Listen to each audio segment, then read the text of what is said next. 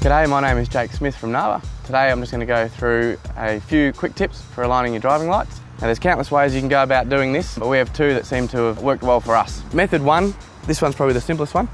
Firstly, make sure your vehicle's parked on a dead level ground, otherwise this probably isn't going to work, particularly when we try to get the vertical measurement going. Grab yourself a straight edge, or in this case, I've just got a piece of timber from the shed. Basically, you hold it horizontally to the lamps. In this case, you can see, well, they're well out of whack. So basically, you just got to line them up and get it so that each of the corners here are perfectly lined up and aligned with one another. Once you've done that, you can get rid of that.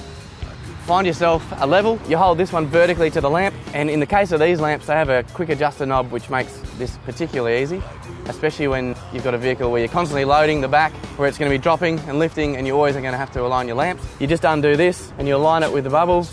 You've got that one done. Do it with the next one.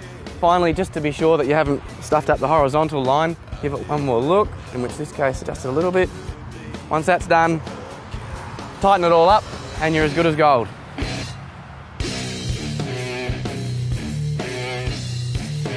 Method number two is finding yourself, again, a level stretch of ground. And in this case, for me, I often do it against a garage wall. Basically, you just need a wall. You need to try and step yourself out about 8 metres back. Measure a rough measurement, 105 in this case.